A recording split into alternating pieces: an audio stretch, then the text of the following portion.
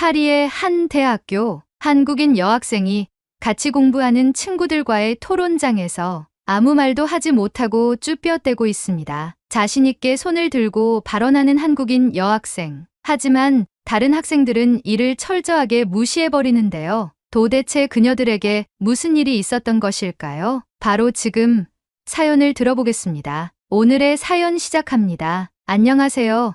제 이름은 클레르입니다. 저는 파리에서 파슨스 파리 패션 디자인 학과에 다니고 있는 유학생이에요. 파슨스 파리는 전 세계적으로 유명한 패션 학교 중 하나로 여기서 공부하는 것만으로도 이미 큰 성취감을 느끼고 있습니다. 이 학교에는 정말 다양한 나라에서 온 학생들이 모여 있고 저도 그런 학생들과 함께 패션을 공부하고 있죠. 매년 수많은 유학생들이 이곳에서 패션의 꿈을 이루기 위해 파리에 오고 그 중에는 저처럼 프랑스인뿐만 아니라 유럽 각국에서 온 친구들도 많아요. 저는 주로 프랑스나 유럽 친구들과 가까이 지내는 편이에요. 저희끼리는 수업 후에 파리의 카페에서 커피를 마시며 디자이너로서의 꿈을 이야기하거나 서로의 패션 스타일에 대해 평가하곤 하죠. 자연스럽게 우리는 더 끈끈한 유대감을 쌓아왔어요. 반면에 학교에 있는 아시아계 유학생들은 조금 다른 느낌이었어요. 그들은 대부분 혼자 다니는 경우가 많았고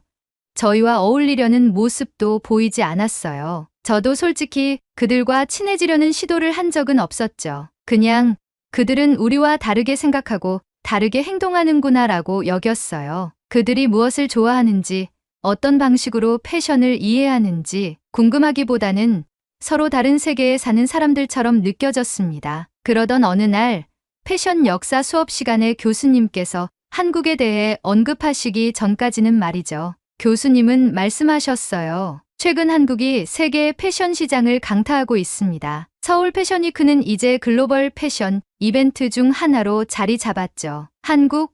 저는 순간 의아했어요. 솔직히 한국 패션에 대해 전혀 관심이 없었거든요. 제가 아는 한국은 K-팝이나 한국 드라마 정도였고 패션에 있어서는 파리가 단연 최고라고 생각했어요. 그 이상 한국을 알아야 할 필요성조차 못 느꼈죠. 그날 교수님은 우리에게 팀 프로젝트를 내주셨습니다. 각 나라의 패션 트렌드를 분석하고 발표하는 과제였죠. 저는 팀 명단을 확인하다가 깜짝 놀랐어요. 저와 같은 팀원이 된 한국인 유학생 지연 때문이었죠. 평소 지연은 수업 중에도 거의 눈에 띄지 않는 학생이었어요. 언제나 단정하고 수수한 옷차림을 하고 있었고 파리에서 흔히 볼 수 있는 화려하고 독창적인 스타일과는 거리가 멀었죠. 솔직히 말해서 패션을 전공하는 학생치고는 너무나 평범한 스타일이었어요. 저는 속으로 패션의 중심지 파리에 와서 공부하면서 저렇게 수수하게 입고 다니다니라고 생각했죠. 자연스럽게 지연이 우리 팀 프로젝트에서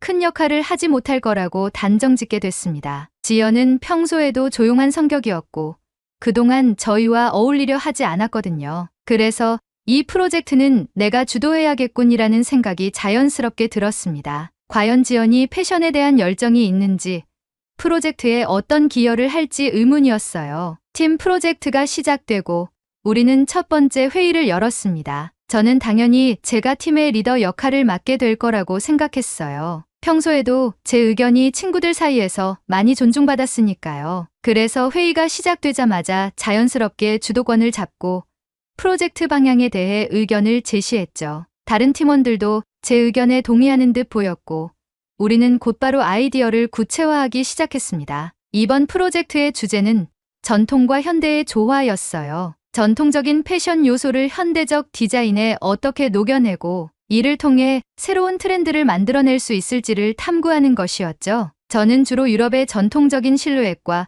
소재들을 활용한 현대적인 디자인에 집중했어요. 단순하면서도 우아한 형태를 현대적 감각으로 재해석해보자는 생각이었죠. 그런데 회의 도중 저는 살짝 당황했습니다. 지연이 조용히 듣고만 있는 겁니다. 회의가 계속 진행되면서도 지연은 그저 메모를 하고 있을 뿐 별다른 의견을 내지 않았어요. 역시 예상대로구나라는 생각이 들었죠. 평소에도 조용했던 지연이었으니 패션에 대한 독창적인 아이디어를 기대하기는 어렵겠다고 생각했어요. 회의가 거의 끝날 무렵 지연에게 물어봤어요. 지연, 혹시 너도 의견이 있어?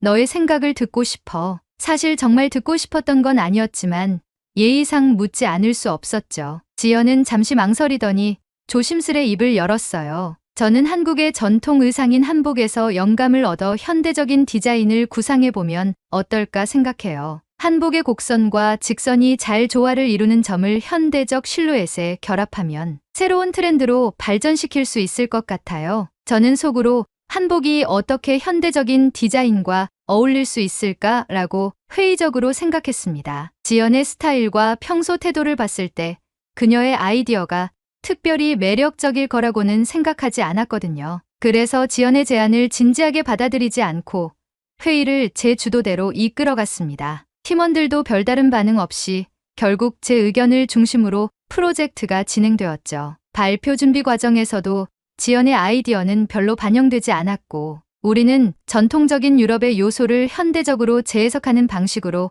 프로젝트를 완성했습니다. 발표 당일 저는 자신 있게 준비한 내용을 발표했어요. 우리는 우리의 아이디어와 디자인 컨셉에 대해 자세히 설명했고 전반적으로 무난하게 발표를 마쳤다고 생각했습니다. 그런데 발표가 끝난 후 교수님이 질문을 하셨죠. 이 프로젝트에서 전통적인 요소를 현대적으로 재해석하는 부분은 흥미롭습니다. 하지만 구체적으로 어떻게 전통과 현대를 조화롭게 결합할 계획이었는지 더 듣고 싶네요. 이 부분에 대해 지연이 설명해 줄 수 있을까요? 그 순간 저는 살짝 당황했습니다. 지연의 의견을 충분히 반영하지 않았고 발표에서도 그녀가 주도적으로 말할 기회가 없었기 때문에 그녀가 어떻게 대답할지 걱정이 되었죠. 교수님이 던진 질문은 프로젝트의 핵심적인 부분이었기 때문에 대답을 잘못하면 팀 전체의 평가가 나빠질 수도 있었습니다. 하지만 지연은 당황하지 않고 차분하게 말을 시작했습니다. 저희는 전통적인 패션 요소와 현대적인 디자인을 결합하려고 했습니다. 특히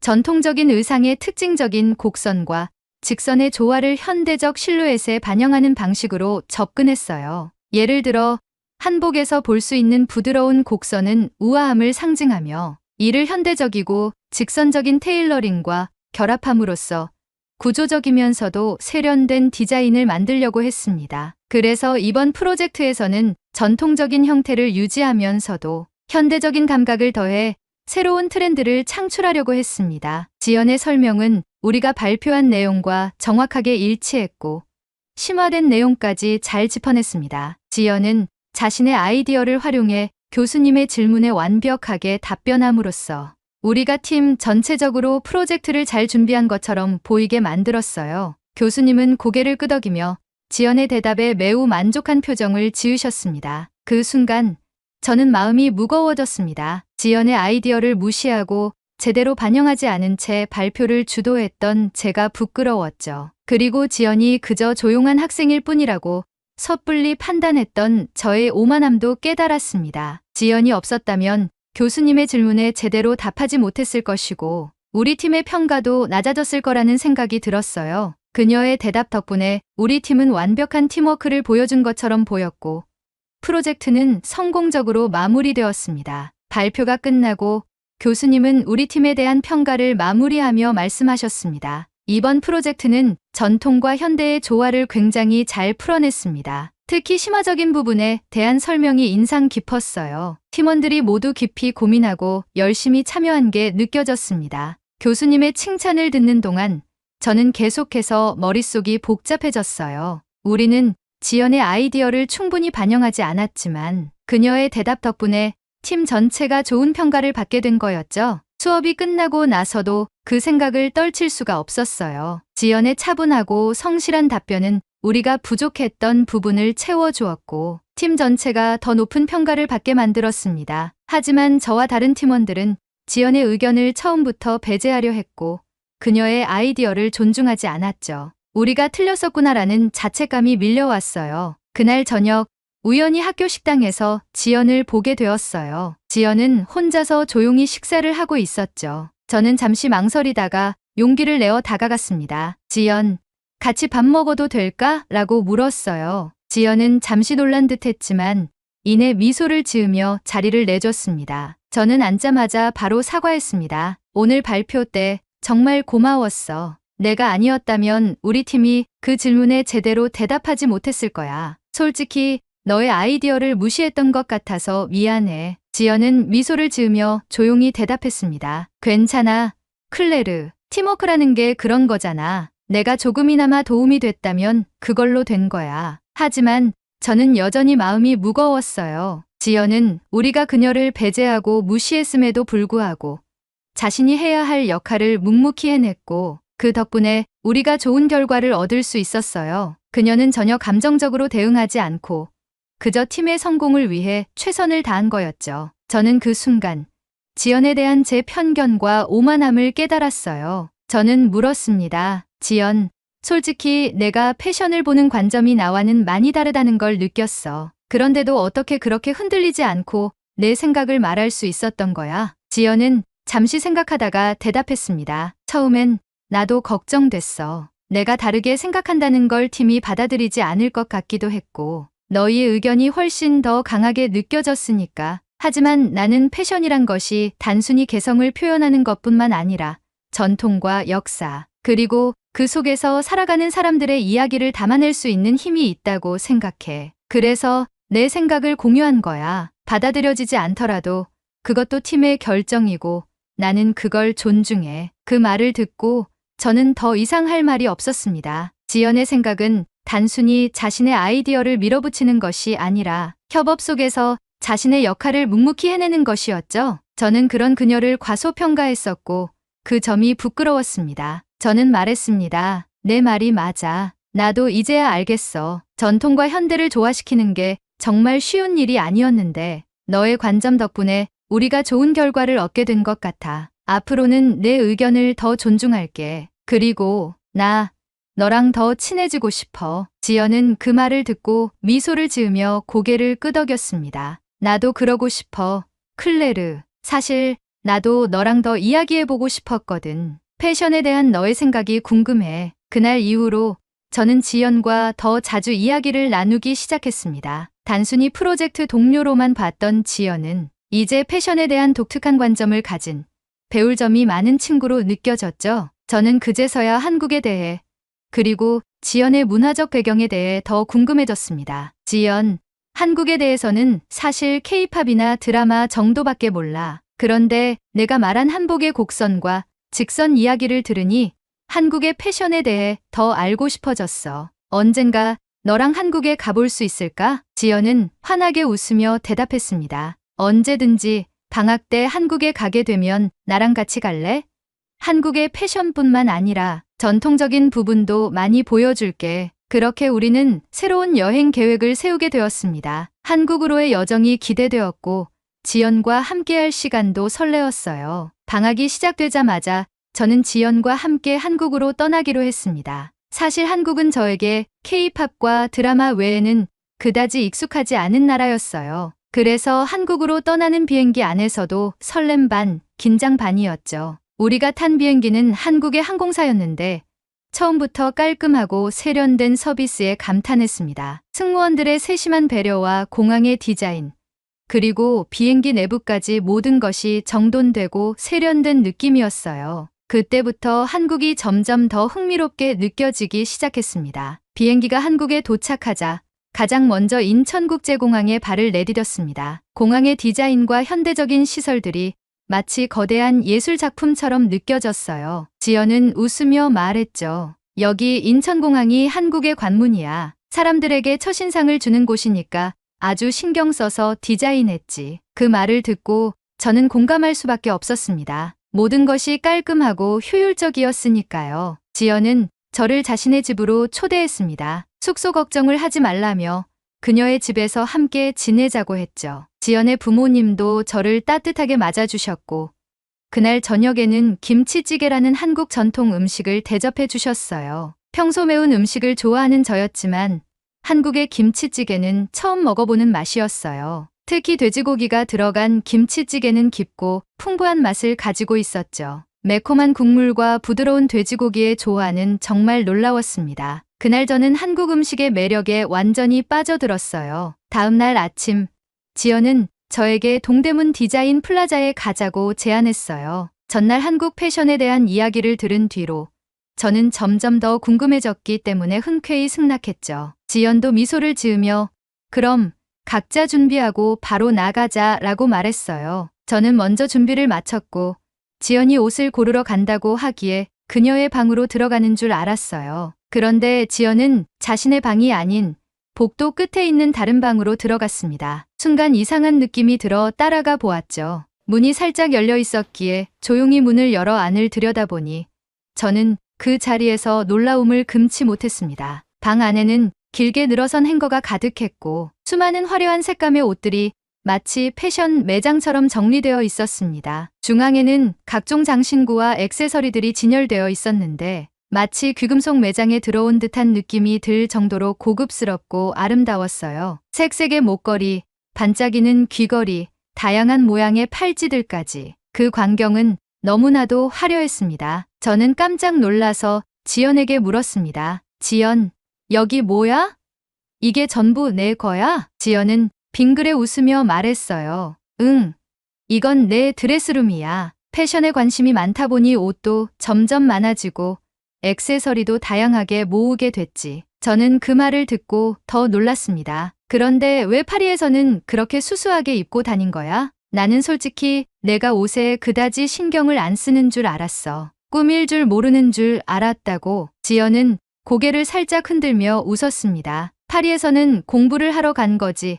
내 옷을 자랑하러 간 게 아니잖아. 나는 학업에 열중하기 위해 주로 편한 옷만 챙겨갔어. 그렇게 해야 집중도 잘 되고 다른 일에 신경을 덜 쓰게 되거든. 그 순간 저는 지연을 다시 보게 되었습니다. 그녀는 단순히 패션을 공부하는 학생이 아니라 정말 패션에 진심인 친구였던 거예요. 옷이나 외모로 보여지는 것에 신경 쓰기보다는 그저 본인이 좋아하는 일에 집중하는 모습이 정말 대단하다고 느꼈죠. 그리고 우리는 각자 옷을 고르고 머리부터 발끝까지 치장을 마쳤습니다. 드레스룸에서 나오는 지연이를 봤을 때 지연은 제가 상상했던 모습과는 완전히 달랐습니다. 그녀는 화려한 드레스와 액세서리로 꾸며져 있었고 그 모습이 너무 아름다웠어요. 지연의 옷과 메이크업은 완벽하게 어울렸고 그날의 그녀는 마치 패션쇼의 주인공처럼 빛났습니다. 저는 그 모습을 보고 감탄을 금치 못했어요. 지연, 정말 아름다워. 너에게 이런 면이 있을 줄은 상상도 못했어. 정말 멋져. 지연은 미소를 지으며 고마워. 클레르, 너도 정말 멋져 보여. 이제 나가자. 동대문에서 멋진 하루를 보내자 라고 말하며 저를 이끌었습니다. 우리는 동대문 디자인 플라자로 향했고 그곳은 그야말로 패션의 천국이었어요. 동대문 디자인 플라자를 둘러싼 수많은 종합 쇼핑몰과 수많은 상점들을 구경하며 한국이 패션의 진심이라는 것을 느끼게 되었죠. 지연은 저에게 서울 패션위크에 대해 이야기해주며 여기가 한국 패션 산업의 중심지라고 설명했습니다. 여기서 서울 패션위크가 열리는데 한국 디자이너들이 세계적으로 주목받고 있어. 전통과 현대를 결합한 디자인들이 많아서 세계적으로 인기가 많아지고 있지. 패션위크 주에는 세계의 유명 디자이너들과 모델, 인플루언서, 그리고 패션을 사랑하는 사람들이 여기 모여 마치 끝없이 이어지는 패션 런웨이처럼 느껴질 정도야. 아마 서울 패션위크가 9월에 하니 그때도 같이 한국으로 구경 오는 건 어때? 지연의 설명을 듣고 저는 깜짝 놀랐습니다. 한국 패션이 이렇게 세계적으로 주목받고 있다는 사실을 몰랐던 거죠. 저는 당연히 다시 와야겠다는 생각을 하며 지연에게 그러자고 말했어요. 그 순간 제 옆에 비율이 좋은 여성이 화려한 옷을 입고 걸어가는 모습을 봤어요. 저는 눈이 휘둥그레지며 그녀를 쳐다보았고 그녀가 입고 있는 코트와 이너의 원단과 컬러를 체크하기 시작했죠. 그리고 지연에게 물었어요. 저 사람 한국의 모델 아냐?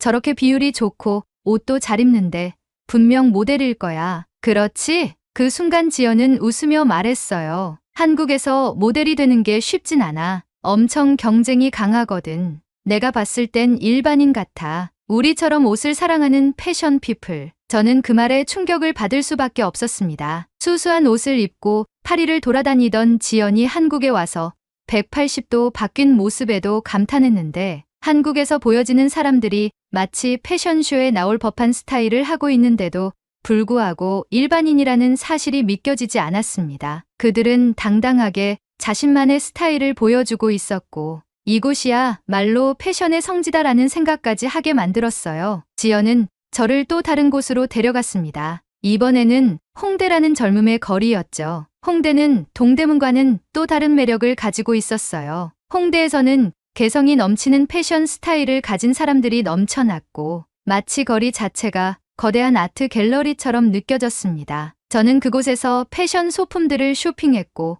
한국 패션의 독창성에 계속해서 감탄했죠. 파리에서 본 적 없는 디자인과 감각이 홍대에 넘쳐났습니다. 그 후 지연은 저를 셀프 스튜디오에 데려갔습니다. 셀프 스튜디오는 마치 개인이 화보 촬영을 할 수 있는 스튜디오처럼 꾸며져 있었습니다. 여기선 내가 직접 사진을 찍을 수 있어. 마치 내가 모델이 된 것처럼 말이야. 지연의 설명을 듣고 우리는 그곳에서 사진을 찍으며 모델처럼 포즈를 취해봤어요. 그 순간 나는 마치 패션 잡지 속에 들어간 것처럼 느껴졌고 한국의 젊은이들이 즐기는 트렌드에 푹 빠져들었죠. 그리고 다음 날 우리는 신사동 가로수길로 향했습니다. 그곳은 마치 유럽의 어느 거리처럼 세련되고 감각적인 장소였어요. 패션 감각이 뛰어난 사람들이 거리를 활보하고 가로수들이 거리를 더욱 예쁘게 꾸며주고 있었죠. 카페에 앉아 창밖을 보며 지나가는 사람들을 구경하는 것만으로도 즐거웠습니다. 이곳에서 한국이 얼마나 패션에 진심인지 그리고 사람들이 얼마나 자신들의 스타일을 자랑스러워하는지 알 수 있었어요. 그날 저녁 우리는 압구정으로 갔습니다. 압구정은 고급 패션 브랜드들이 즐비한 거리였고 마치 패션 피플들의 성지처럼 보였습니다. 우리는 압구정의 한 루프탑 바에서 술을 한잔하며 그날의 일정을 마무리했죠. 그런데 놀라운 일이 벌어졌어요. 지연과 집으로 돌아가는 길에 카메라를 든 사람이 다가오더니 우리에게 패션이 너무 아름다워서 그런데 사진 한 장 찍을 수 있겠습니까?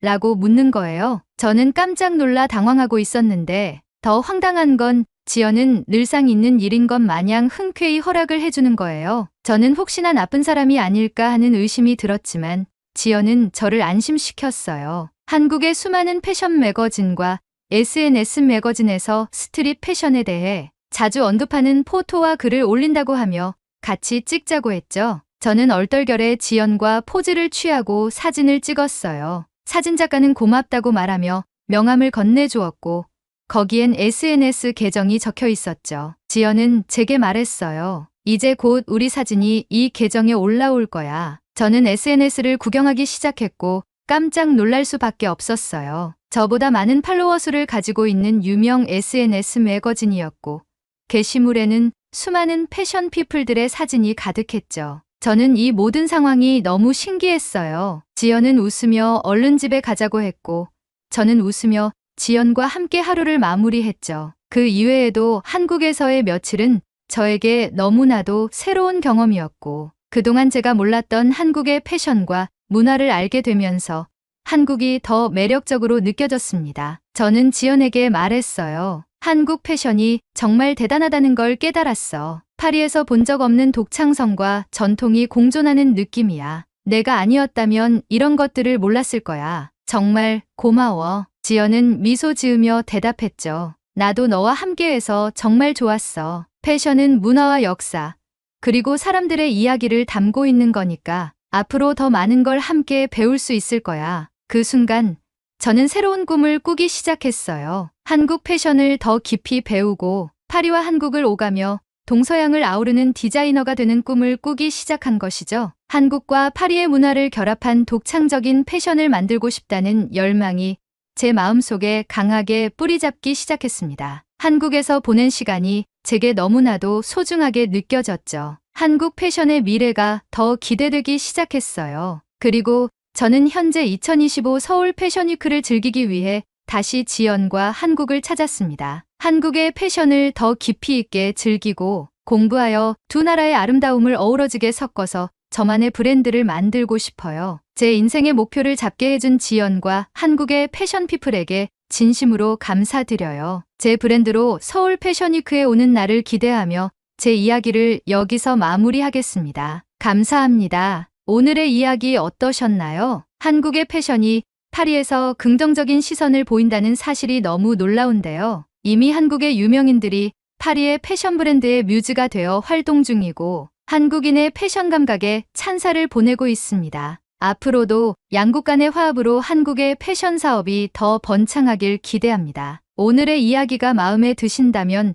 구독, 좋아요 한 번씩 부탁드리겠습니다. 다음에 더 좋은 사연으로 찾아뵙겠습니다. 시청해주셔서 감사합니다.